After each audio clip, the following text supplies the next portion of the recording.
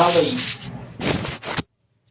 जब हम पाणिनीय व्याकरण का जिक्र करा तो उसके साथ ही हम उसको अपने घर से जोड़ करके देखने की कोशिश करेंगे भाई। हम सभी जानते हैं कि जैसे हमारा घर है और उस घर में बहुत सारी चीजें हैं और बहुत सारी चीजों के साथ साथ एक घर का मुखिया भी है, ऐसे ही यही जो नियम है लागू होता है व्याकरण के परिप्रेक्ष्य में, यानी संस्कृत व्याकरण में भी यही नियम लागू होता है भाई।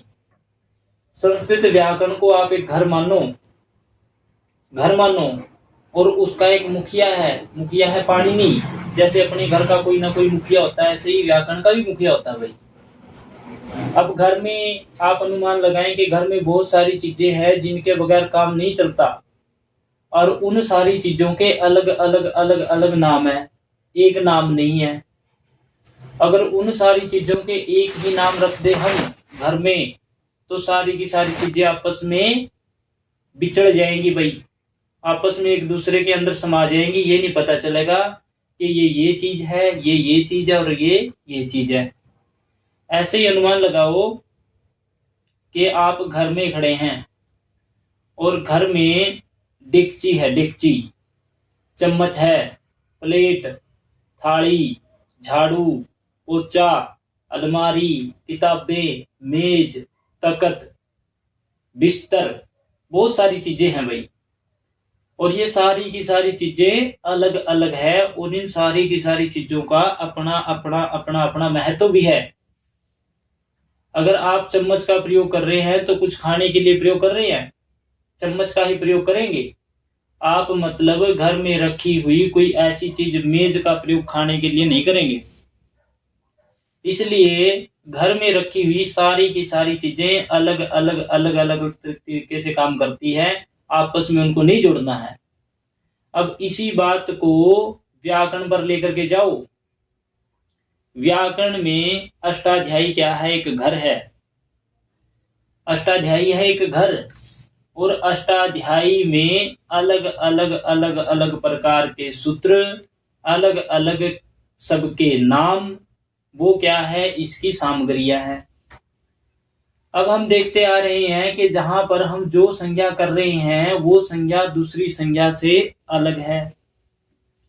जब हम किसी वर्ण की इत संज्ञा करते हैं तो हमें पता है कि इत संज्ञा का फल है उसकी इत संज्ञा ही होगी। उसकी साथ में हम संयोग संज्ञा, संहिता संज्ञा, उपदा संज्ञा की संज्ञा नहीं करते।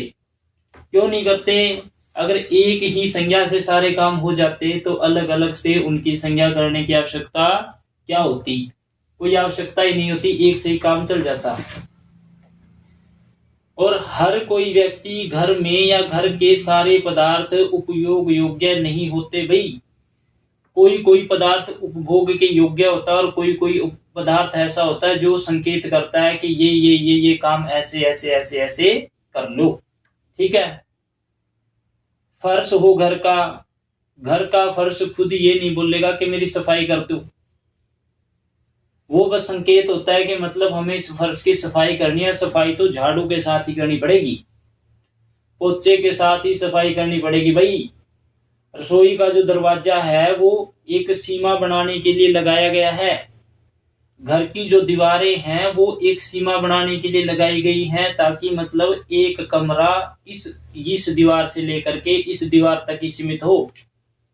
तो क्या तुम पाणिनीय व्याकरण में नहीं देखते कि पाणिनि ने कारकों की, समासों की, संधियों की सीमाएं बनाई हुई हैं?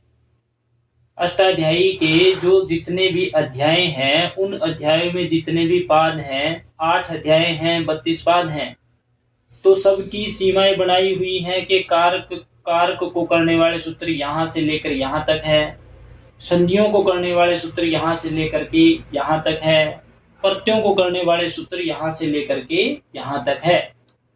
तीसरे अध्याय के पहले सूत्र के पहले पाद के पहले सूत्र से प्रत्ययों का अधिकार शुरू हो जाता है और जाता कहां तक है? 5वें अध्याय तक। तो सीमा है। जैसे घर में सोने वाले कमरे की सीमा और पढ़ने वाले कमरे की सीमाएं अलग अलग है, ऐसे ही व्याकरण में जितने भी प्रकरण आते हैं, चाहे वो संज्ञा प्रकरण है, संधि है, समास है, उनकी अलग अलग अलग अलग सीमाएं निर्धारित की हुई है। एक बात आप पाणिनि की गौर करें कि पाणिनि ने सूत्रों को कंटिन्यू लिखा है, लगातार, लेकिन हमारे सिलेबस में जो लघु सिद्धांत कौमुदी लगी हुई है उसमें सूत्र लगातार नहीं है। कभी किसी अध्याय का सूत्र सामने आ जाता है, कभी किसी अध्याय का सूत्र सामने आ जाता है, कभी किसी अध्याय का सूत्र सामने आ जाता है। समझे ये बात? आप अपने घर की रसोई में घुस जाओ, रसोई में सारी की सारी चीजें हैं, पहले चम्मच रखी है, फिर प्लेट रखी है, फिर थाली है, फिर डेगची है, फिर कढ़ाई है, फिर अचार का डब्बा है, फिर चीनी का डब्बा है, फिर पत्ती का डब्बा, सारे के सारे है, कंटिन्यू है। क्या जब हमें कोई काम करना हो, क्या हम लगातार मतलब उसको चीजों को उठाते चले जाते हैं भाई? जैसे हमने सब्जी बनानी है तो क्या हम चम्मच को उठाएंगे? हमने सब्जी बनानी है कि चम्मच के बाद रखी हुई कटोरी, क्या कटोरी को उठाएंगे? हमें सब, फिर उसके बाद चाकू रखा है तो हमें पता है कि चाकू की आवश्यकता है, चाकू को उठा लिया है। समझ आई बात? उसके पश्चात जैसे आगे जैसे थाली रखी है तो हम, हाँ भाई थाली की आवश्यकता है, सब्जी को चीरेंगे तो थाली भी उठा ली है। ऐसे ही लघु सिद्धांत कौमुदी में जो जो जो जो सूत्रों की आवश्यकता है कंटिन्यूटी में, वही सूत्र उठा लिए गए हैं। संज्ञा प्रकरण में जो जो जो जो सूत्र काम करते चले जाते हैं, उन सूत्रों को उठा लिया गया है। ऐसे ही जब संधि प्रकरण देखते हैं तो संधि में भी ऐसा ही है, कभी किसी सूत्र को उठा लिया और कभी किसी सूत्र को। पाणिनीय सूत्रों में भी वैसा ही काम देखा जाता है, जैसे हम घर के कामों में देखते हैं कि हमने सब्जी बनानी है तो या तो सब्जी को उठाएंगे रसोई में तय, या चाकू को उठाएंगे, या फिर मतलब थाली को उठाएंगे भाई, टमाटर को उठाएंगे। लगातार जो चीजें रखी हुई है उनको क्यों उठाएंगे? तो ऐसा ही पाणिनि ने भी अपने, या पाणिनि ने तो मतलब कंटिन्यू रखी है, पाणिनि तो घर बनाता है, लेकिन जो वरदराज आचार्य है हमारा, जो लघु सिद्धांत कौमुदी के जो रचनाकार है, उन्होंने वो चीजें मतलब इकट्ठी कर ली है जिन जिनकी आवश्यकता है। जैसे करते हैं ना कि स्टील के गिलासों को अलग रख लिया, कांच के गिलासों को अलग रख लिया, या मतलब प्लास्टिक की चीजों को अलग रख लिया, यानी काटने वाली चीजों को अलग रख लिया, सब्जियों की एक टोकरी है उसको अलग रख लिया। ऐसे ही आप देख रहे हो लघु सिद्धांत कौमुदी में संज्ञा प्रकरण वाले सूत्र अलग रख रखे हैं, संधियों वाले एक जगह इकट्ठे किए हुए हैं, कारकों वाले एक जगह लेकर के इकट्ठे किए हुए हैं, समास वाले एक जगह, स्त्री प्रत्यय प्रकरण एक जगह इकट्ठा किया हुआ है, अव्यय प्रकरण एक जगह इकट्ठा किया। आप समझ नहीं रहे मतलब वरदराजाचार्य जी क्या करना चाह रहे हैं? वो ये करना चाह रहे हैं कि मतलब चीजें बिछड़े ना आपस में। अब मैं जैसे चाकू को और मेरी किताबों की अलमारी में रख दूं तो फिर ढूंढते फिरे जाओ, और एक मेरी जो किताब है लघु सिद्धांत कौमुदी, उसको किसी कट्टे में बंद कर दूं, कट्टे में या कपड़ों में या गट्ठड़ में बांध दूं, तो फिर वो वहां नहीं एडजस्ट होगी, वो एडजस्ट कहाँ होगी? किताबों में एडजस्ट होगी। इसलिए जो चीज जहां की है वो चीज वहीं पे रखनी अनिवार्य है। अब ये भी नहीं है कि लगातार चीजों को उठा रहे हैं। आपने पता है कि कहीं पे कोई अलग अध्याय का सूत्र है, कहीं कभी किसी अध्याय का सूत्र है, ऐसे ही मतलब अलग अलग अध्याय के सूत्रों को उठाया हुआ। ये बात ठीक है, यहां तक सबको समझ में आई होगी वार्ता।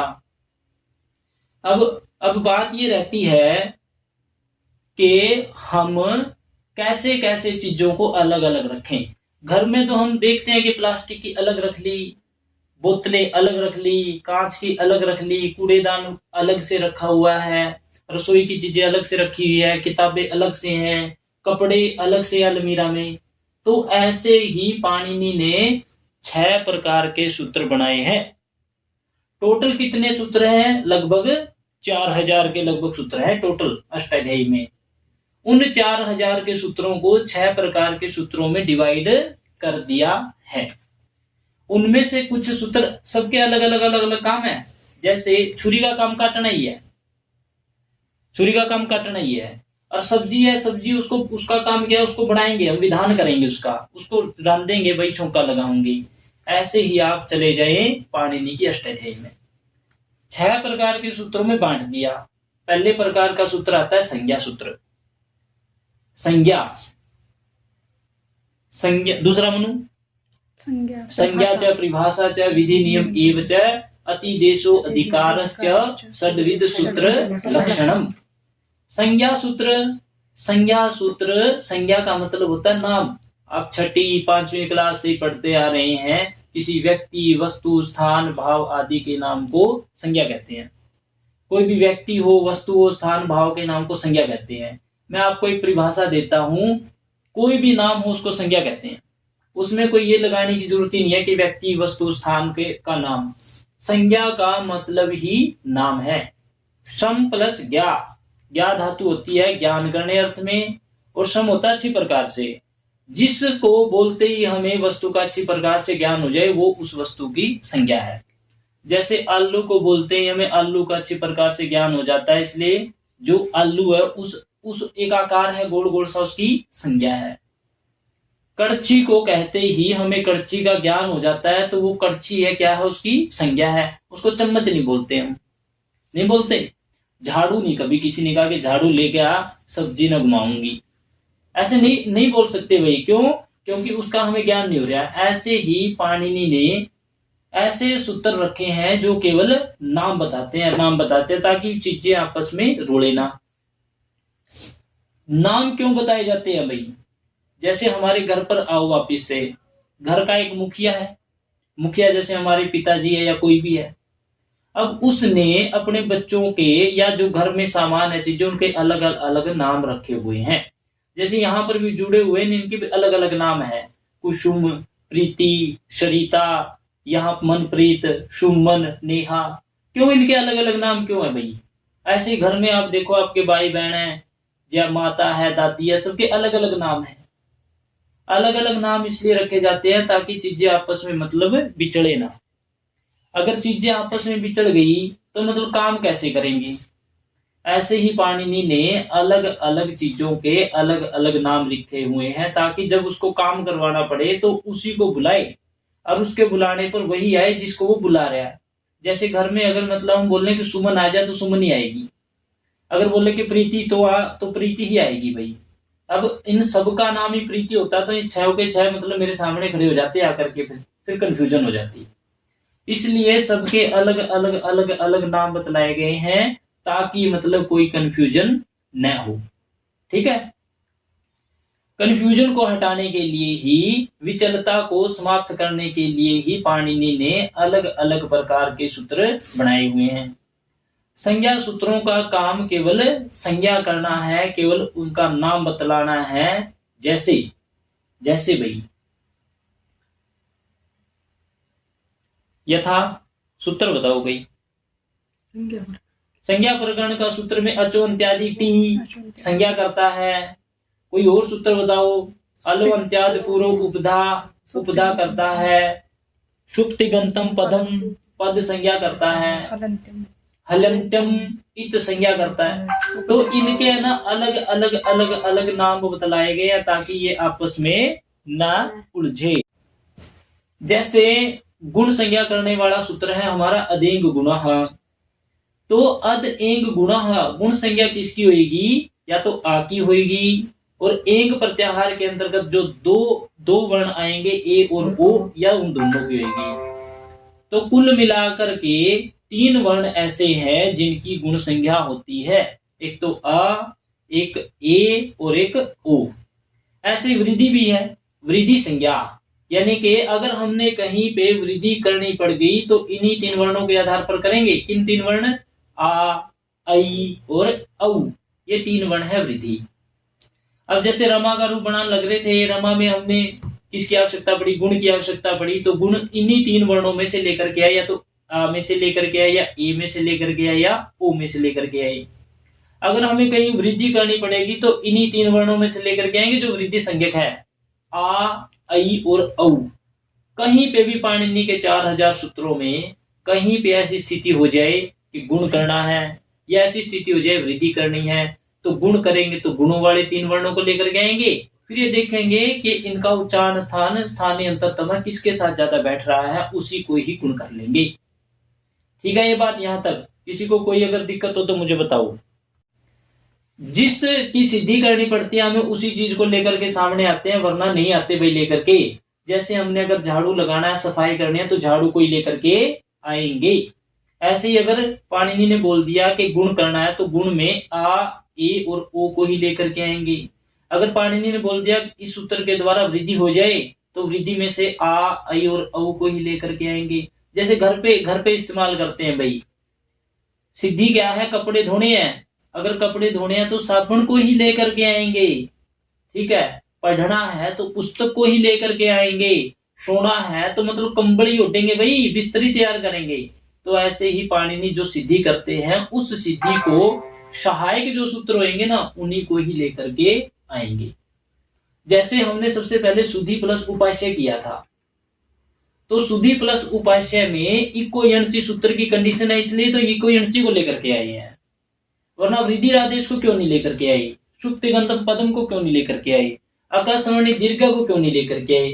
क्यों? क्योंकि आकाशवाणी दीर्घ की वहां पर कंडीशन ही नहीं है, उसकी वहां पर आवश्यकता ही नहीं है, इसलिए उसको लेकर के नहीं है। जिसकी आवश्यकता होगी उसी को ही लेकर के आएंगे।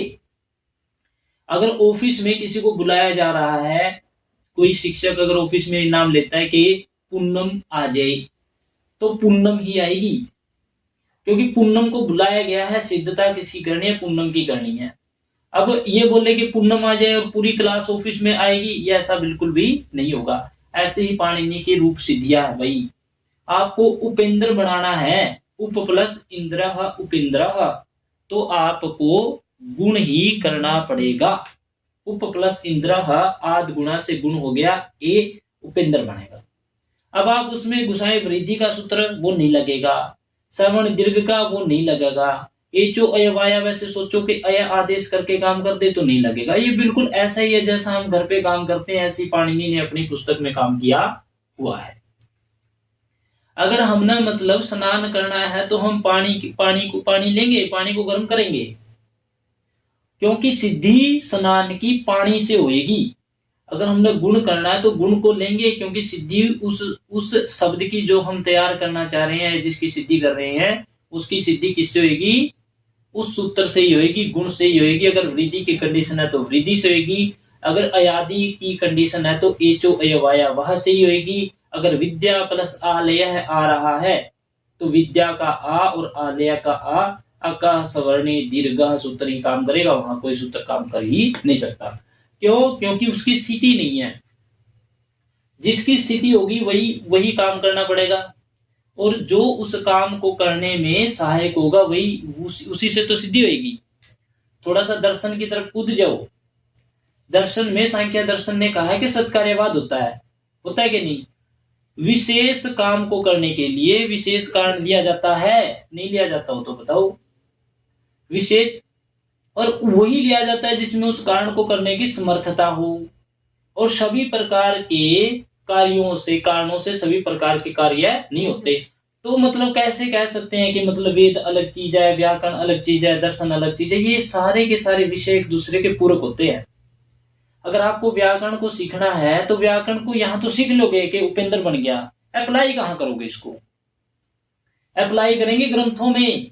आप किरात अर्जुनियम में देखेंगे कि ये शब्द है ना, ये व्याकरण से ऐसे ऐसे बन करके यहाँ प्रयोग हुआ है। रघुवंश में देखेंगे ये शब्द वहां व्याकरण में उस सूत्र से ऐसे बनाया था और ये यहाँ पर आकर के प्रयोग हो गया है।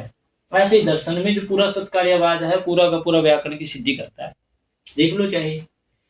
अब सबसे पहले उसने कहा कि जो चीज असत है, यानी कि जो चीज धरती पे नहीं है वो बनेगी नहीं, तो इसको अप्लाई करो व्याकरण में कि जो रूप है ही नहीं उसकी सिद्धि कैसे हो जाएगी? उसमें ना कोई सूत्र लगेगा, ना कोई सिद्धि कंडीशन होगी, ना कोई वो बनेगा। अगर कोई शुद्धि उपास्य बनाना है तो उसका विशेष कारण इको यंची लेकर के आना पड़ेगा। आकाशवाणी दीर्घ नहीं लेकर के आ सकते, या मतलब अचोन्त्यादि टी नहीं लेकर के आ सकते, यरो अनुनासिको वहां नहीं लेकर के आ सकते, सजुसो रू नहीं लेकर के आ सकते। क्योंकि स्पेशल काम को करने के लिए स्पेशल कारण की आवश्यकता होती है। तो तुम्हें ये बात समझ में नहीं आती भाई? बिल्कुल समझ में क्लियर होएगा कि जैसे सत्कार्यवाद सिद्ध हो गया, ऐसे ही व्याकरण अपने आप में ही सिद्ध हो जाएगी। व्याकरण को समझने के लिए हमें उसके 6 प्रकार के सूत्रों को समझने की आवश्यकता होती है। जैसे घर में हमारे सबके अलग अलग नाम हैं, ऐसे ही पाणिनि ने अपने सूत्रों के अलग अलग विभाग किए हुए हैं।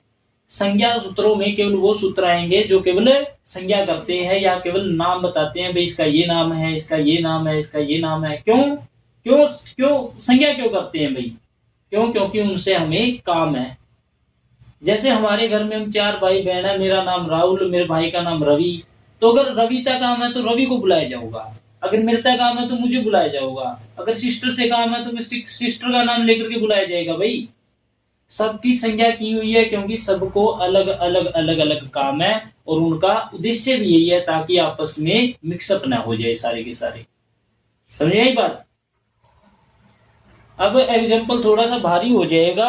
घर में अगर किसी बच्चे का नाम है चिंकू और दूसरे का नाम है पिंकू और हम बोले कि चिंकू तो जाकर ना मतलब दुकान पर ये सामान ले आ, तो चिंकू ही जाएगा।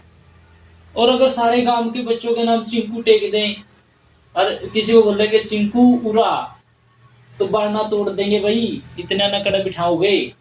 तो इसलिए पाणिनि ने अलग अलग अलग अलग नाम बनाए हुए हैं ताकि सारे के सारे एकदम से भीड़ इकट्ठा न करें और सबके कंडीशन के अलग अलग अलग अलग उन्होंने सूत्र का निर्माण कर दिया है। संज्ञा सूत्र केवल नाम देते हैं, कोई काम नहीं करते। परिभाषा सूत्र परिभाषा बनाते हैं। कहीं कहीं पर हमारे सामने ये बात नहीं आ जाती है व्याकरण में कि अब क्या करें। जब हमारे सामने ये जिक्र आ जाए कि अब क्या करें, कहां पर आए थे जिक्र, जैसे इको यणची से इक के स्थान पर यण आदेश करना था, तो इक में भी 4 थे और यण में भी 4 थे। ई उ री री के स्थान पर ई की जगह पर यह करना, उ की जगह पर वा करना, री की जगह पर रा करना और री की जगह पर क्या करना, रा, री की जगह पर ला। तो ये कैसे पता चले कि ई की जगह पर वह या यह ही करना है, वह क्यों नहीं हो रहा? ये साफ सा नियम है। तो उलझे के नहीं उलझे? पाणिनि ने ये कहकर के बात को समाप्त कर दिया कि इक की जगह पर यण हो जाए। अब इक में ये तो नहीं बताया ना कि मतलब ई की जगह पर यह ही होगा या ई की जगह पर वह होगा, ई की जगह पर रह, ये तो उन्होंने नहीं बताया। तो हमारे सामने समस्या पैदा होगी, तंग होगे कि अब क्या करें। जहां पर समस्या आती है वहां पर नियम बनाए जाते हैं, नियम बनाए जाते हैं भाई। इसलिए परिभाषा सूत्र वो है अनियमे नियमकारिणी परिभाषा। अनियम जब हो जाए, पता ना चले कि अब क्या करें, तो उसका नियम बनाने वाली परिभाषा होती है। जैसे एक रास्ते पर 4 व्यक्ति जा रहे हैं भाई, 4, तो इक को 4 व्यक्ति मानो, एक है ई, एक है उ, एक है री और एक है री। 4 व्यक्ति जा रहे हैं और 4 व्यक्ति जिस रास्ते से जा रहे हैं वो रास्ता एक है, लेकिन आगे जाने के पश्चात वो 4 भागों में डिवाइड होने लग रहा। 4 रास्ते खुल गए उनके, एक उधर उधर उधर। अब वो कंफ्यूज है चारों के चारों कि मैं कौन से रास्ते से जाऊं, मैं कौन से रास्ते से जाऊं, मैं कौन से रास्ते से जाऊं और मैं कौन से, चारों के चारों कंफ्यूज आ गए भाई। तो फिर क्या होगा, फिर कोई ना कोई एक बूढ़ा सा बुजुर्ग व्यक्ति उनके पास आओगा और वो उनको बताएगा भाई तनकड़े जाना है, मन भिवानी जाना है तो उरा को जाए, तनकड़े जाना है मन भवानी खेड़ा जाना है तो उरा ना को मर ले, और तनक तनक तोड़ जाना है मन जाना है जाटुलवारी तो उरसरी को बिजे कच्चा रास्ता है यू भिवानी उड़ जाऊगा। तो चारों को रास्ता बताया कि नहीं बताया? तो जो वो बूढ़ा आदमी बीच में या कोई भी आया था, वो परिभाषा है, वो उसको नियम करने के लिए आया बीच में। तो जहां पर समस्या पैदा हो जाए कि अब क्या करें, तो वहां पर परिभाषा सूत्र काम करते हैं। सुधि प्लस उपास्य, सुधि प्लस उपास्य को छोड़िए, थोड़ा सा आसान एग्जांपल लीजिए, यदि प्लस अपि, यदि प्लस अपि। अब यदि प्लस अपि में या और द और ई, या के अंदर भी स्वर है। जैसे सुधि प्लस उपास्य में सु के अंदर उ, धा के अंदर ई, दोनों ही इक वर्ण है। तो ये कैसे पता चले कि ई कौन से ई को यह करना है और कौन से उ को वह करना है? सुधि प्लस उपास्य में इतने सारे इक वर्ण आए हुए हैं। सुधि प्लस उपास्य में जरा बताओ कौन कौन से वर्ण आए हैं? सु के अंदर जो उ है वो भी है, वो भी इक वर्ण का है। धा के अंदर जो ई है वो भी इक वर्ण है, इक प्रत्याहार का है। और उपास्य के अंदर जो उ है वो भी इक वर्ण का है। के अंदर जो वो अलग चला जाएगा। तो अब ये देखो कि इसमें तो 3 इक वर्ण है, पाणिनि ने तो अपना पीछा छुटा लिया इको यणची कह करके, बिचड़े तो हम कि कौन से मतलब कौन सा इक की जगह पर हम क्या करें, यण कौन से की जगह पर करें। तो फिर पाणिनि ही अगला सूत्र देते हैं, परिभाषा बनाने वाला सूत्र, तस्मिन् इति निर्दिष्टे पूर्वस्य, तस्मिन् इति निर्दिष्टे पूर्वस्य, यानी कि सप्तमी विभक्ति को आधार मान करके जो काम किया जाएगा वो किया जाएगा पूर्वस्य, पूर्व के स्थान पर। पूर्व यानी प्लस से पहले जो अक्षर है वो पूर्व है, प्लस के बाद जो है वो पर है। तो सुधी का जो ई है उसी की जगह पर यह करते हैं, ना कि ऊ की जगह, सु के ऊ की जगह पर वह।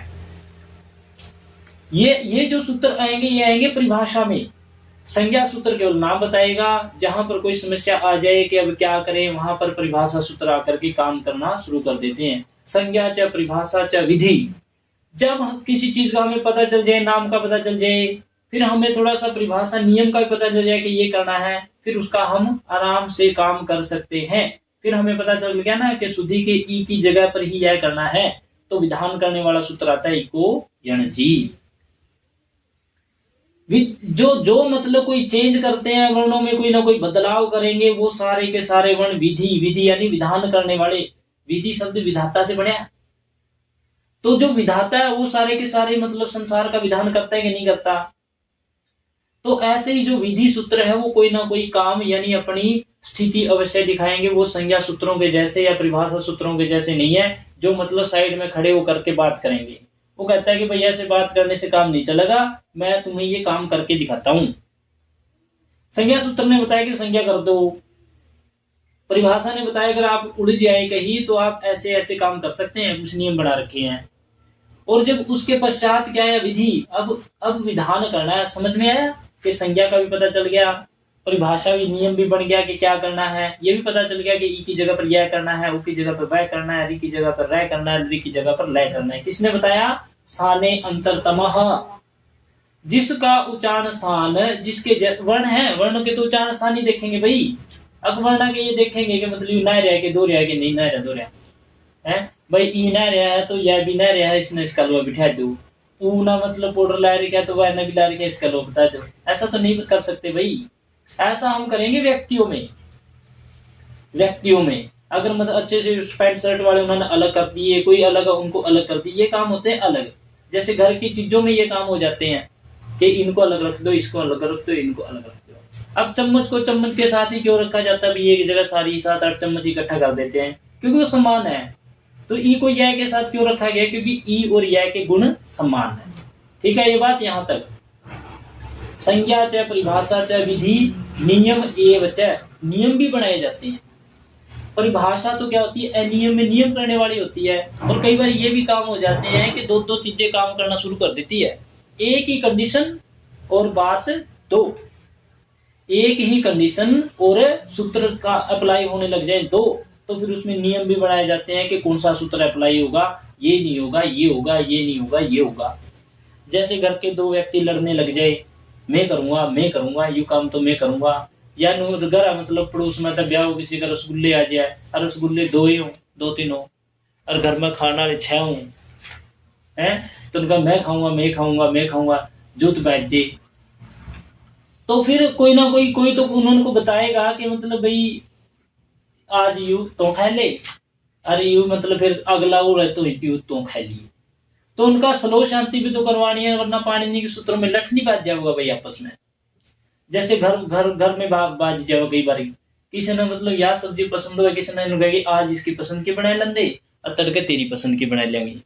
तो बिल्कुल ऐसे ही मतलब पाणिनि के सूत्र काम करते चले जाते हैं भाई, कि यहाँ पर ये सूत्र अप्लाई हो जाएगा, यहाँ पर 2 आए हैं, 2 खड़े हैं सामने, स्थिति 1 सूत्र 2, 3 भी हो सकते हैं। तो फिर पाणिनि उनको लाडता समझावे कि भाई ये नहीं, यहाँ पर इसका होगा। अब किसी ना किसी की तो बात माननी पड़ेगी कि नहीं माननी पड़ेगी। अगर नहीं मानने की, जैसे घर में है, अगर बाबू श्यामी खड़े और 3-4 बालक आपस में लड़ने लगे, ना मानना है, फिर बाबू मतलब समझाओ भी तो डंग तंती अच्छी तरह, फिर मतलब कुट्टा है या फिर भी तो मानना है। इसका अच्छा मतलब बिना कुट्टे या बिना चपली खाए जुत्ती खाई मान जाओ। तो पाणिनि के जो सूत्र है ना, इनको जुत्ती मारने की आवश्यकता नहीं पड़ती, ये पाणिनि की बात को सहर्ष स्वीकार कर लेते हैं भाई। तो नियम संज्ञा च परिभाषा च विधि नियम एव च अतिदेशो अधिकारस्य। अतिदेश यानी एक जगह पे भी काम कर रहे हो और वही सूत्र कहीं कूद करके दूसरी जगह भी चला जाए। और अधिकार का मतलब होता है कि मतलब कहां से लेकर कहां तक किसी सूत्र का अधिकार है। संज्ञा के सूत्र कहां से कहां तक है, प्रत्ययों के सूत्र कहां से कहां तक है, और सर्वनामों के कहां तक है, किस गण में किसके काम करने लग रहे हैं। तो ये सारी की सारी चीजें है ना, पाणिनि ने 6 प्रकार के सूत्रों के आधार पर अपने 4 के 4000 सूत्रों को बांटा हुआ है। यहां तक हो गया ना क्लियर। अब अतिदेश जो सूत्र होते हैं भाई, वो ये बताते हैं कि जो वस्तु जैसी नहीं थी उसको वैसा बनाने के लिए अतिदेश सूत्रों का आगम किया जाता है। जैसे कोई आगम पहले से क्या है, टित है, जैसे 8 का आगम कर लिया, टित है वो, लेकिन वो है तो टित और उसको बनाना है नित। जो वस्तु जैसी नहीं है उसको वैसा वैसा आदेश करना या उसको वैसा बतलाना। जैसे रात को हम मार्ग में झाड़ लग रहे हैं और वृक्ष है, वृक्ष है भाई, मतलब भूत नहीं है, लेकिन उसको ये कहना कि मतलब ये भूत है, तो वो है नहीं है वास्तव में, बल्कि उसको वैसा बतलाना क्या है, भूत। तो यानी वो अतिदेश है। अतिदेश यानी उसके देश का विस्तार कर देना भाई, उसके मतलब जो उसकी योग्यताएं हैं, उसके गुण हैं, उनको बढ़ा देना।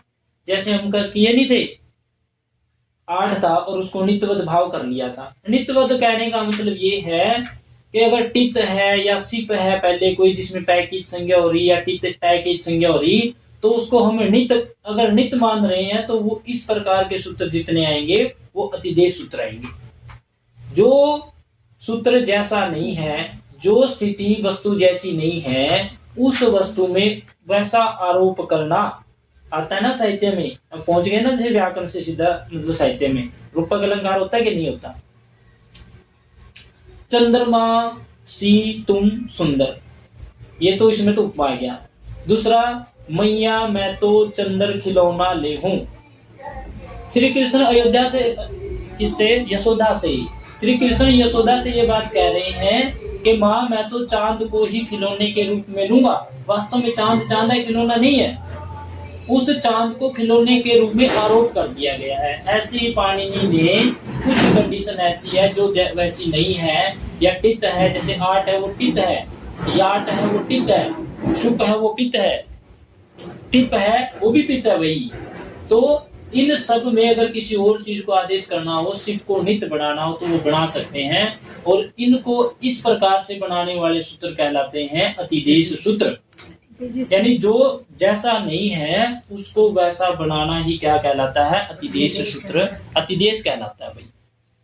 अधिकार कहते हैं कि यहां से लेकर के यहां तक किसी भी चीज का अधिकार ऐड कर देना। जैसे तीसरे अध्याय के पहले पाद के पहले सूत्र से, तीसरे अध्याय के पहले अध्याय के पहले पाद के पहले सूत्र से, ऐसा ही है। तीसरे अध्याय का पहले पाद का पहला सूत्र से लेकर के 5वें अध्याय की समाप्ति पर्यंत तक सारे के सारे जो अधिकार है वो किसके है, प्रत्ययों के अधिकार है। वहां कोई और सूत्र आ ही नहीं सकते, सारे के सारे प्रत्यय करने वाले सूत्र आएंगे। वरदराज आचार्य की लघु सिद्धांत कौमुदी का पढ़ने का फायदा क्यों है? वैसे तो ये सारे के सारे पाणिनि के अष्टाध्यायी पर आधारित है भाई। मूल रूप में तो पाणिनि अष्टाध्यायी है इनका, जैसे उपजीव्य होता है। कोई ग्रंथ हम पढ़ रहे हैं, आपने किरातार्जुनीयम पढ़ा? किरातार्जुनीयम का उपजीव्य कौन है? महाभारत। आप रघुवंश पढ़ेंगे, रघुवंश का उपजीव्य कौन है? रामायण।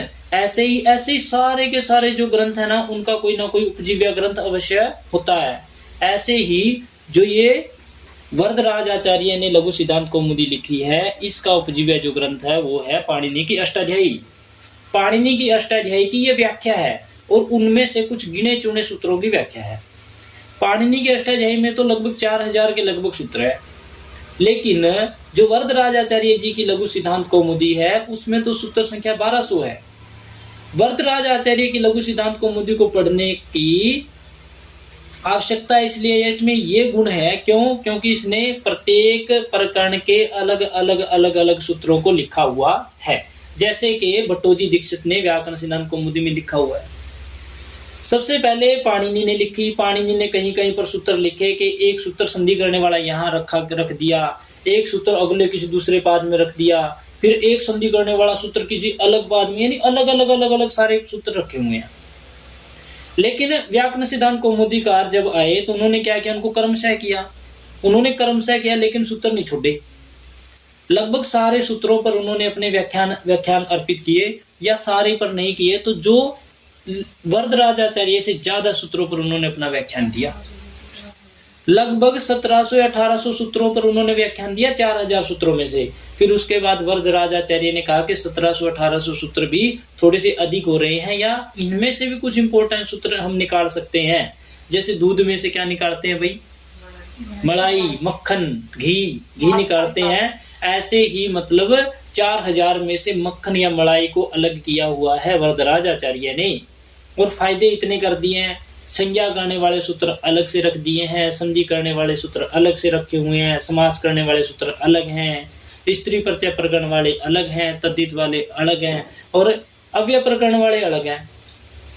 तो सारे के सारे सूत्र जहां जहां जो जो प्रकरण के वो अलग अलग किए गए हैं। हमने संज्ञा प्रकरण पढ़ा था, उसमें जितने सारे सूत्र आए थे वो सारे के सारे संज्ञा करने वाले आए थे। अगर पहले सूत्र से हम पढ़ना शुरू कर दें, हलंत्यम इत संज्ञा करने वाला, अदर्शनम लोपः लोप संज्ञा करने वाला, आदिरंत्यन संहिता संज्ञा करने वाला, परः सन्निकर्ष संहिता संज्ञा करने वाला, और आदिरंत्यन संहिता प्रत्याहार संज्ञा करने वाला। आदिरंत्यन संहिता सूत्र करता है प्रत्याहार। सुप्तिगंतम पदम पद संज्ञा करने वाला, तुल्याश्य प्रयत्नम सवर्णम सवर्ण संज्ञा करने वाला, ऊंचे उदातः उदात संज्ञा करने वाला, नीचे उदातः अनुदात संज्ञा करने वाला, समाहार स्वरितः स्वरित संज्ञा करने वाला, अनुदित सवर्णस्य च प्रत्ययः सवर्ण संज्ञा करने वाला। तुम देख नहीं रहे इसमें कोई संधि का सूत्र पाणिनि ने या वरदराजाचार्य ने मतलब जोड़ा ही नहीं हुआ है। जब संधि शुरू हुई तो उसमें सारे संधि करने वाले सूत्र आए। इको यण ची, इक के स्थान पर यण करने वाला, अकस्मणि दीर्घ ए आ के स्थान पर आ करने वाला, एचो अयवाया वह एच को कर्मशः अय अव आय आव करने वाला, एंगी पदांतात एंग और एंग को पूर्व रूप पर रूप करने वाले सूत्र भाई। तो जितने सारे सूत्र आए हैं वो सारे के सारे संधि करने वाले आए हैं। अब जब हम व्यंजन संधि पर पहुंचते हैं तो व्यंजन संधि में तोशी, तोरली, सतो सचुना सचु, स्टूना स्टू, सारे के सारे सूत्र व्यंजन संधि करने वाले हैं। तो ये यहाँ तक देखो ना कि अच संधि करने वाले सूत्र अलग रख दिए हैं, स्वर संधि करने वाले सूत्र अलग हैं, और व्यंजन संधि पर जो काम आते हैं वो सूत्र अलग है। तो कितना काम मतलब वरदराजाचार्य जी ने हमको कर करके दिया है, और इससे ही चीजें हमारे लिए आसान हो गई है। अब इतनी सारी चीजों को पढ़ने के पश्चात हम है ना, ऐसा लगता है कि हमारे सामने व्याकरण का एक कपाट सा या दरवाजा सा खुल गया है। तो अब इतनी सारी बात करने के पश्चात हम ये बात करेंगे कि जो जिस सामान का जिक्र हम कर रहे थे, घर में ये सामान है, तो पाणिनि में या वरदराजाचार्य में वो कौन कौन सा सामान है, या कौन कौन सी संज्ञाएं हैं, कौन कौन सी चीजों का सबसे ज्यादा इस्तेमाल मतलब वरदराजाचार्य ने किया है, या व्याकरण के वो मुख्य शब्द या पारिभाषिक शब्द जिनके ऊपर व्याकरण टिकी हुई है वो कौन कौन सी है। ध्यान दें भाई, अगर हमें किसी भी भाषा का अगर हमें ज्ञान प्राप्त करना है तो उसके कुछ ना कुछ नियम तो अवश्य हुआ है। बिना नियमों के कोई भी भाषा हमें समझ में नहीं आएगी, और ये नियम ऐसे हो जो जन सामान्य भी इनको आसानी से समझ सके। यानी ऐसे नियम न बनाए जो आम व्यक्ति को समझ में ही ना आए। और भाषा की निरंतरता के लिए भाषा समझ में आना आवश्यक है। आपकी भाषा पर कमांड तभी होगी जब आपको भाषा समझ में आएगी। संस्कृत व्याकरण में भी शुद्ध शब्दों के ज्ञान तथा व्याकरण के निर्माण की परंपरा रही, और ये परंपराएं कितनी हैं? 2 है। संस्कृत व्याकरण में भी शुद्ध शब्दों के ज्ञान तथा व्याकरण के निर्माण की परंपरा रही, और ये परंपराएं कितनी हैं? तो जैसे भी हम कुसुम या कविता हम बात कर रहे हैं कि संस्कृत व्याकरण में जब हम शुद्ध शब्दों का ज्ञान करना चाह रहे हैं तो वहां पर 2 प्रकार की परंपराएं हमारे सामने आती है। एक आती है बारस्पति परंपरा और दूसरी आती है माहेश्वरी परंपरा। पहली बारस्पति परंपरा और दूसरी माहेश्वरी परंपरा। अब हम जिस परंपरा पर आजकल का व्याकरण चल रहा है वो तो माहेश्वरी परंपरा है, लेकिन उससे पहले बारस्पति परंपरा को हम देखते हैं कि बारस्पति परंपरा क्या थी। अगर बारस्पति परंपरा को देखेंगे तो हमें पाणिनि से पहले के व्याकरणों का पता चलेगा। समझिए ये बात। पाणिनि से पहले भी बहुत सारे व्याकरणिक हुए हैं भाई। पाणिनि ने अपने सूत्रों में कईयों का तो नाम दे दिया है, अवंग स्फोटायन, लोपः साकलस्य, दे नहीं रहे के साकल्य ऋषि का नाम वो दे रहे हैं। कम से कम 10 या 12 लोगों का उन्होंने अपनी पाणिनि में या सूत्रों में नाम दे दिया है। वारस्पति परंपरा को देखो भाई। इस परंपरा के अनुसार संस्कृत के शुद्ध शब्दों का प्रतिपादन सबसे पहले किसने किया? ब्रह्मा ने बृहस्पति के लिए किया था। वारस्पति परंपरा का जिक्र है ये। सबसे पहले व्याकरण का ज्ञान किसको था? ब्रह्मा को था। ब्रह्मा ने किसको बताया? बृहस्पति को बताया। और बृहस्पति ने आगे किसको बताया? इंद्र को बताया भाई। और इंद्र ने वरुण को, वरुण ने यम, रुद्र, अग्नि आदि को इसका ज्ञान करवाया। इसलिए तो इसको वारस्पति परंपरा बोलते हैं भाई, वारस्पति परंपरा। क्यों? क्योंकि इस परंपरा का जो प्रवर्तक है वो ब्रह्मा है और उसी से इसका नाम चला है। ब्रह्मा ने बृहस्पति को, बृहस्पति ने इंद्र को, और इंद्र ने वरुण को, वरुण ने यम, रुद्र, अग्नि इत्यादि को इसका ज्ञान करवाया। यहाँ देखो कि ब्रह्मा के द्वारा जो सुशब्दों के प्रतिपादन पाठ किया गया, लेकिन दिव्य हजारों वर्षों के बाद भी शब्दों का पारायण पूरा नहीं हो सका। फिर यहाँ निश्चित नियमों का अभाव था। अतः यहाँ संस्कृत भाषा जन सामान्य के लिए कठिन हो गई थी। अतः इस परंपरा को कातंत्र यानी कठिन शासन परंपरा भी कहा जाता है। इस परंपरा के विद्यमान काठिन्य के निर्माण के लिए भगवान महेश्वर ने माहेश्वरी परंपरा प्रारंभ की थी। समझो यही क्यों नहीं चली भाई? जो वारस्पति परंपरा है वो उसका ज्यादा विस्तार क्यों नहीं हुआ? क्योंकि अगर बताने वाले ब्रह्मा हो तो आम बोलचाल की भाषा का थोड़ी ना इस्तेमाल करेंगे। वो तो अपने हिसाब से, मतलब उनके लेवल की भाषा का इस्तेमाल करेंगे। तो कितने वर्षों तक वो लगे रहे थे? दिव्य हजारों वर्षों तक, यानी देवताओं को भी हजारों वर्षों तक वो लगे रहे थे। फिर भी सारे के सारे शब्दों को वो किसको नहीं बता सके? बृहस्पति को नहीं बता सके भाई। ब्रह्मा जो है हजारों वर्षों तक भी ब्रह्मा के द्वारा शुभ शब्दों के प्रतिपादन का पाठ किया गया, लेकिन दिव्य हजारों वर्षों के बाद भी शब्दों का पारायण पूरा नहीं हो पाया। फिर क्या हुआ भाई? उनमें जो नियम थे वो क्या हो गए? उनके अनिश्चित हो गए, भाषा जन सामान्य से दूर होगी, कठिन होगी, और इसको क्या बोल लिया गया? कातंत्र। कातंत्र मतलब कास्ता कठिन और तंत्र से शासन, यानी कठिन शासन हो गया। परंपरा भी इसको कहा जाता है। इस परंपरा के विद्यमान काठिन्य के निर्माण के लिए ही भगवान महेश्वर ने क्या किया? शिव ने माहेश्वरी परंपरा का आरंभ किया और व्याकरण को आद्य परंपरा वर्तते। ये जो व्याकरण की जो आद्य परंपरा यहीं से शुरू होती है, फिर माहेश्वरी से। अब माहेश्वरी परंपरा को देखो भाई।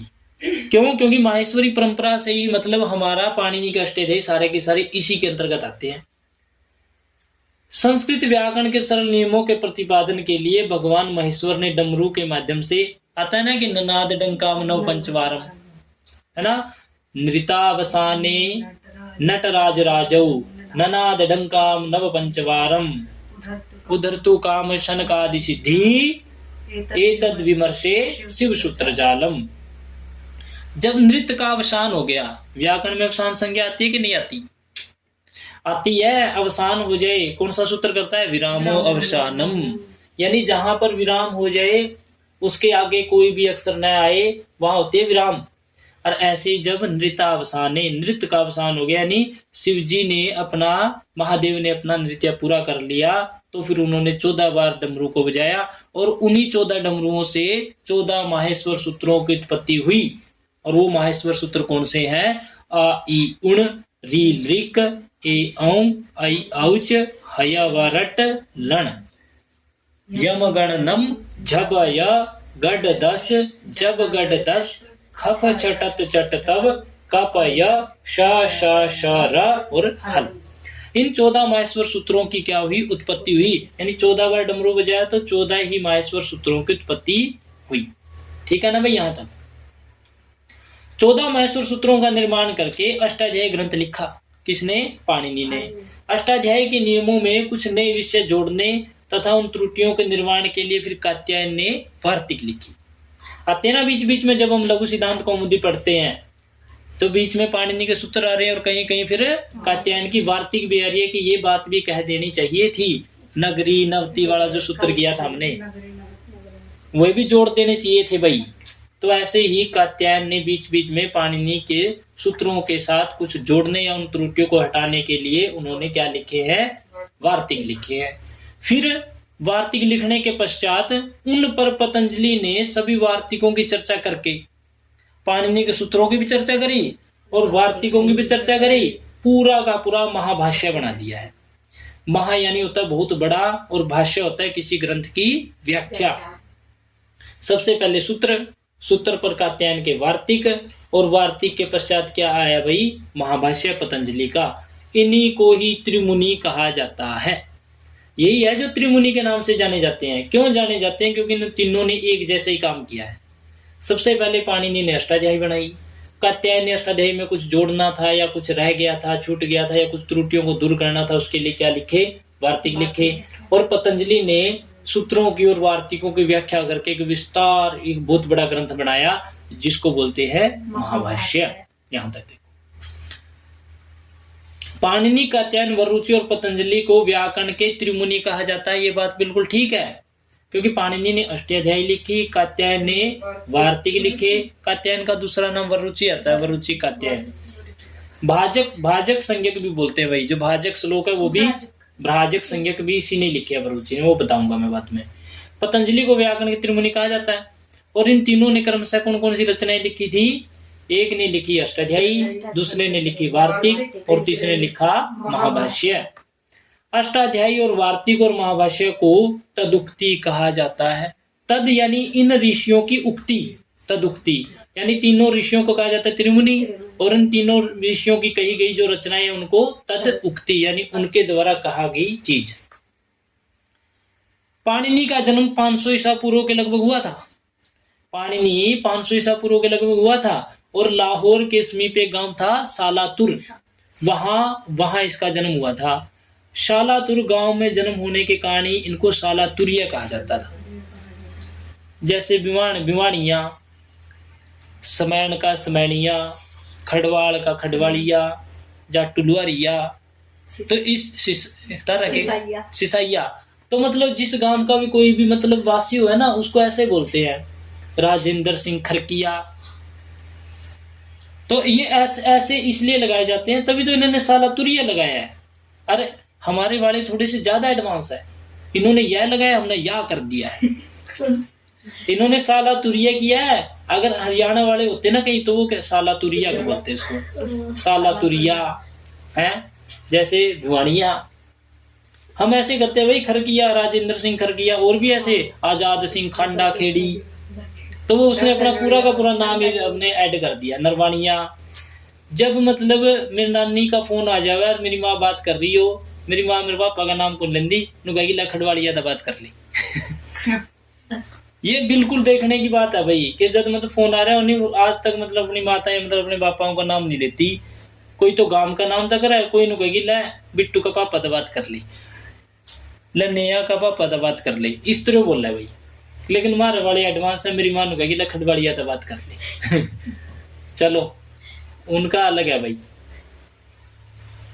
तो इनकी माता का नाम सालातुर, इसलिए मतलब इतना लंबा इसका वर्णन हमने किया, एग्जाम्पल दिए हैं, ताकि मतलब ये सालातुर आप भूले ना, कभी भूले ना भाई इसको, क्योंकि सालातुर गांव का निवासी था ये, इसलिए इसको सालातुर्य कहा जाता है।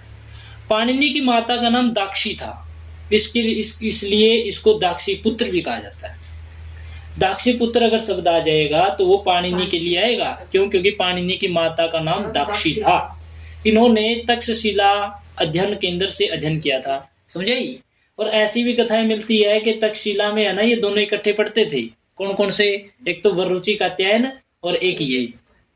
लेकिन ये दंत कथाएं है भाई, संभव हो भी सकता है, नहीं भी हो सकता, इस पे मतलब हम ज्यादा नहीं कहेंगे। और जो तक्षशिला अध्ययन केंद्र था वो कहाँ था भाई? पाकिस्तान के रावलपिंडी के समीप है। और इसी तक्षशिला में चंद्रगुप्त मौर्य, पतंजलि, जीवक कौन था? बिंबिसार का राजवेद्या था भाई, जीवक आदि ने भी अध्ययन किया था। इन सब ने भी वही अध्ययन किया था पाणिनि, जहां पर मतलब पाणिनि ने अध्ययन किया था। हुणों के आक्रमण के द्वारा यह अध्ययन केंद्र विनष्ट कर दिया गया था। बाद में जब हुण आए तो हुणों ने आक्रमण किया था, तक्षशिला को नष्ट कर दिया था। इनका समय हमने ऊपर भी बता दिया और यहाँ भी लिख दिया, 500 ईसा पूर्व इनका समय है। भगवान पाणिनि के आशीर्वाद से 14 माहेश्वर सूत्र जो प्राप्त हुए थे उनसे इन्होंने कितने सूत्र लिखे हैं? लगभग बोलते हैं 4000, लेकिन अगर स्टिक थोड़ी सी संख्या दें, एक दो आगे पीछे हो सकता है, लगभग में 3978 सूत्र है टोटल अष्टाध्यायी में। युक्त अष्टाध्यायी का उन्होंने क्या किया? विरचन किया। अष्टाध्यायी में कुल 8 अध्याय है, 8 अध्याय हैं। यहाँ प्रत्येक अध्याय में 4 पाद हैं, तो 8 चौका कितने हो जाएंगे?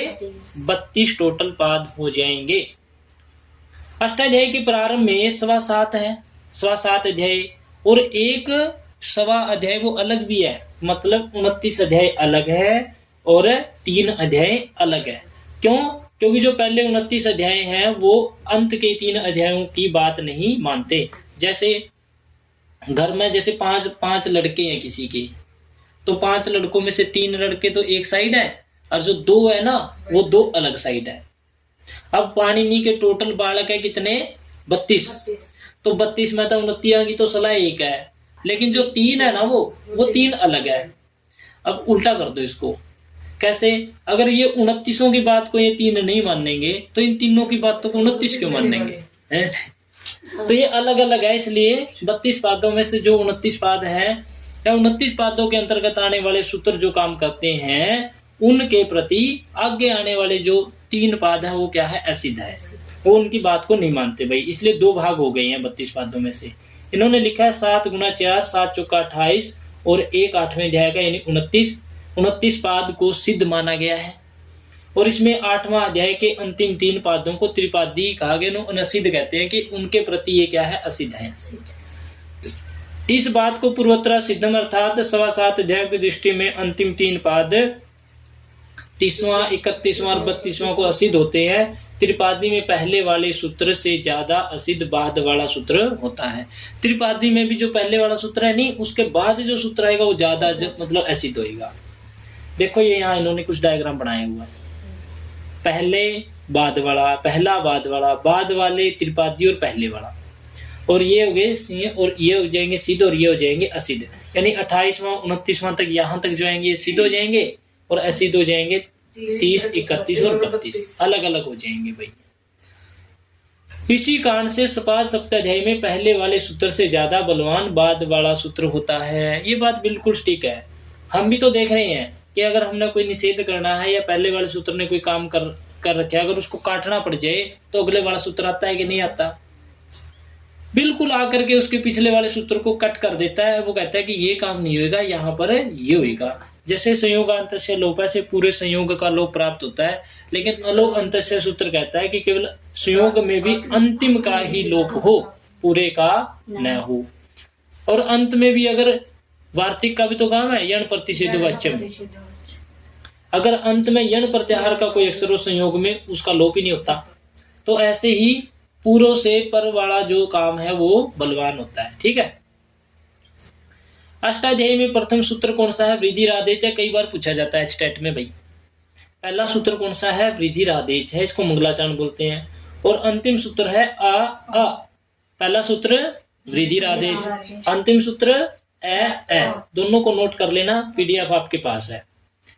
पाणिनि ने पंचपाठी का विरचन किया है, ये भी पूछे जाते हैं भाई। पाणिनि के ग्रंथ है 5 पंचपाठी। पंचपाठी में किनकी गणना होती है, पंचपाठी में किनकी गणना नहीं होती? पंचपाठी में किनकी गणना होती है और किनकी गणना नहीं होती भाई, ये बात देखने की है। तो पंचपाठी में सूत्र पाठ आता है, धातु पाठ आता है, गण पाठ आता है, उनादि पाठ आता है और लिंगानुशासन आता है। और इस बात को यहां से देखो जरा एक बार।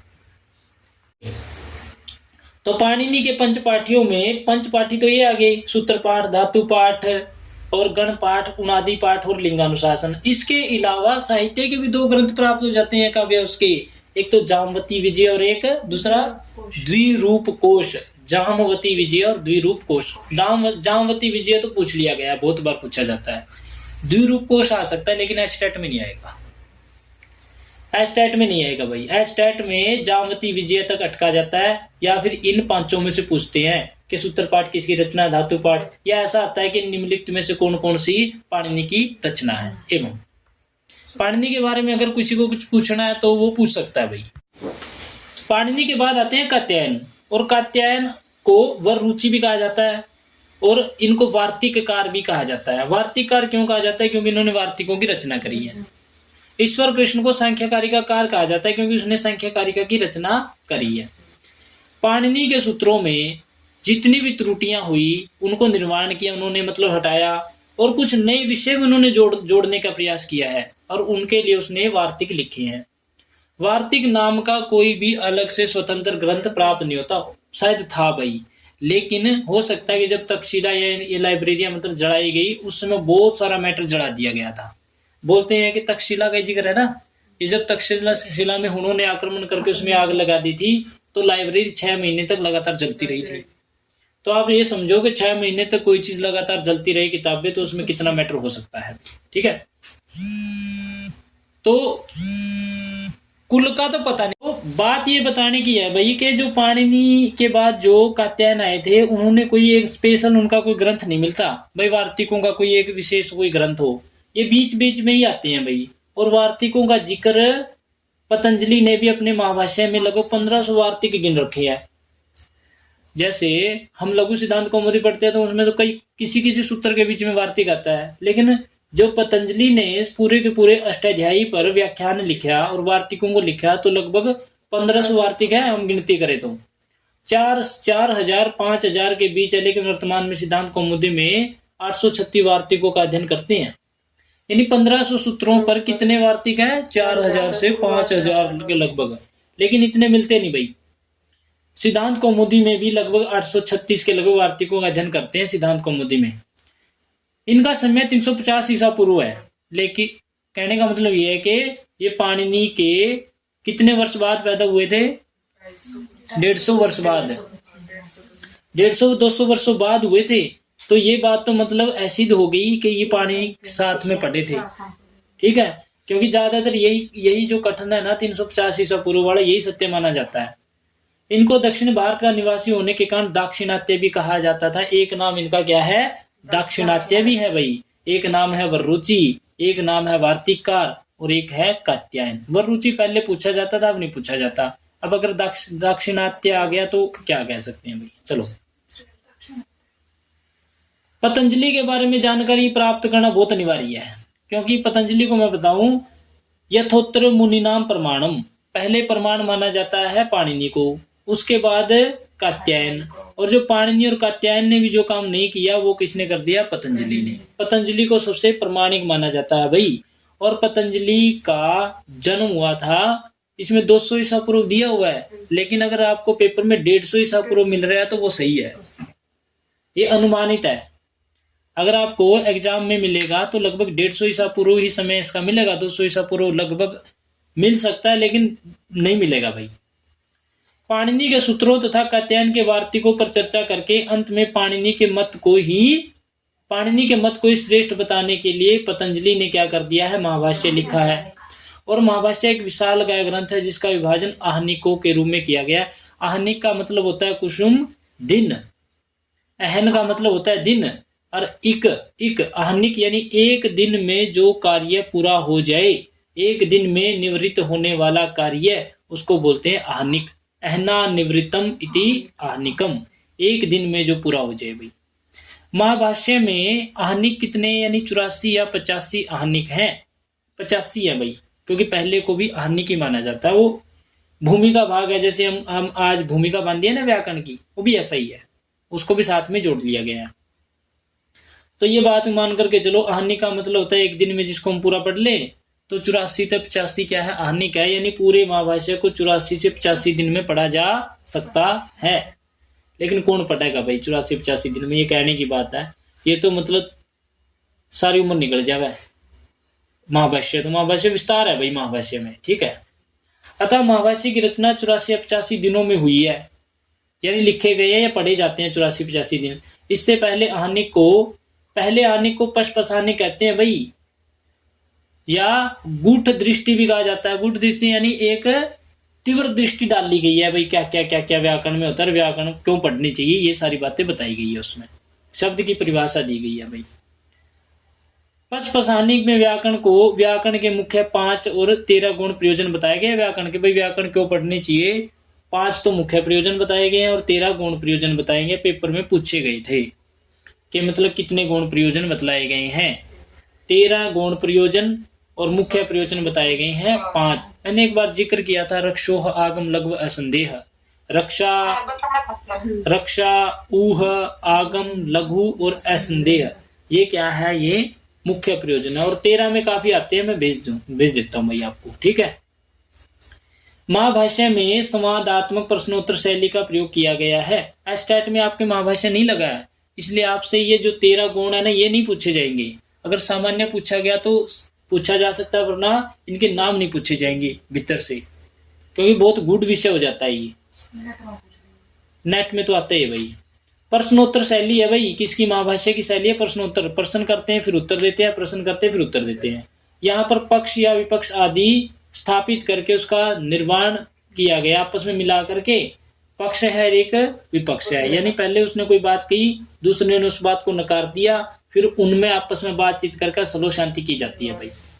यद्यपि पतंजलि का उद्देश्य पाणिनि के मत को ही श्रेष्ठ बताना था, लेकिन पतंजलि तो पाणिनि के मत को ही श्रेष्ठ बताना चाह रहे थे, लेकिन जब विद्वानों ने इसको पढ़ा तो उन्होंने एक पंक्ति सुझाई, यथोत्र मुनि नाम प्रामाण्यम। यथोत्र, यथा यानी कि पहले पाणिनि, फिर कात्यायन और फिर पतंजलि। इसमें आता है यथोत्र मुनि नाम प्रामाण्यम। यथोत्र मुनि नाम प्रामाण्यम कौन कौन से मुनियों का जिक्र है? तो पाणिनि, कात्यायन और पतंजलि का ही इसमें जिक्र आता है। पतंजलि के मत को ही सबसे ज्यादा प्रमाणिक माना जाता है। अगर पेपर में आए किसके मत को व्याकरण में सबसे प्रमाणिक माना जाता है, तो पतंजलि के मत को। समय इनका 150 ईसा पूर्व लगभग लिखना। निवास स्थान उत्तर प्रदेश का था भाई, गोनर्द प्रदेश, या फिर बाद में एक और जगह मानी जाती है कश्मीर। उत्तर प्रदेश का गोनर्द या फिर कश्मीर का, 2 जगह इनका स्थान के विषय में जानकारी प्राप्त होती है। ये नहीं पक्का पता है कि भाई गोनर्द का ही था या कश्मीर का था। इसका पता है क्यों नहीं पता चलता गोनर्द का था कश्मीर का? बताऊं इसके बारे में। अब हम ये देखते हैं कि इसके ग्रंथ कौन कौन से हैं। हमने पढ़ा था भाई पतंजलि योग सूत्र आपके सिलेबस में लगा हुआ है। पतंजलि योग सूत्र में 4 पाद हैं, 2 पाद आपके लगे हुए हैं, समाधि पाद और साधन पाद। दूसरा महाभाष्य शुरू से ही जिक्र कर रहे हैं, महाभाष्य चरक संहिता इन्होंने लिखी है भाई, और इसका एक अपर नाम भी प्राप्त होता है चरक संहिता का, फलाभृत। पतंजलि का अपर नाम प्राप्त होता है भाई, फलाभृत और शेषावतार। इसके अलावा भी बहुत सारे नाम हैं इनके, कई हैं, अहिपति और मनु, शेषावतार, शेषाही, यानी फणिभृत, यानी सर्प से रिलेटेड जितने भी नाम आएंगे नहीं, वो सारे के सारे नाम किसके हैं? पतंजलि के है भाई। पाणिनि का इनके के लिए मिला एक नाम, आहिक। आहिक तो आहनिक की वजह से मिलता है, पाणिनि का नाम है।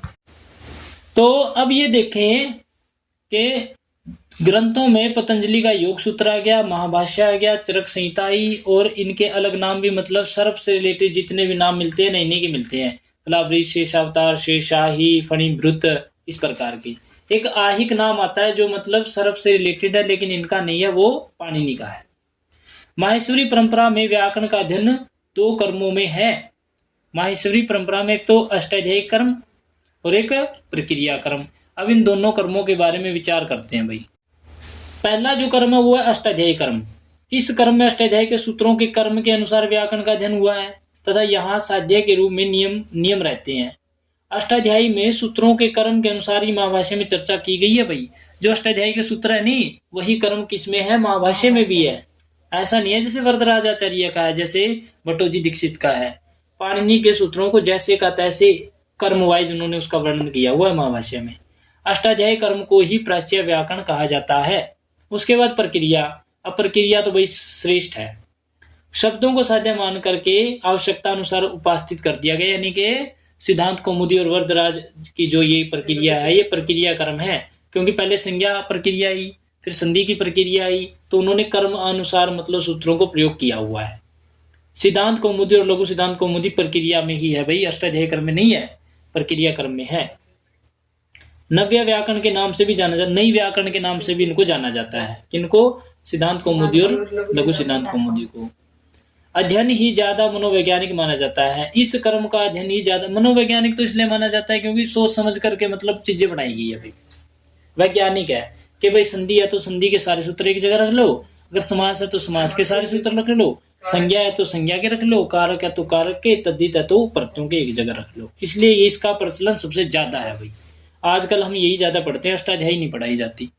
गुरुकुलों में या वहाँ अगर पढ़ाई जाती हो तो बिल्कुल, लेकिन कॉलेजेस में या यूनिवर्सिटी में, विश्वविद्यालयों में ये नहीं पढ़ाई जाती। वहां पर आपको व्याकरण सिद्धांत कौमुदी, मध्य सिद्धांत कौमुदी और ज्यादातर लघु सिद्धांत कौमुदी का वर्णन देखने को मिलता है। अगली कक्षा में व्याकरण के पारिभाषिक शब्दों का वर्णन हम करेंगे। आज की कक्षा इतनी ही है, ठीक है।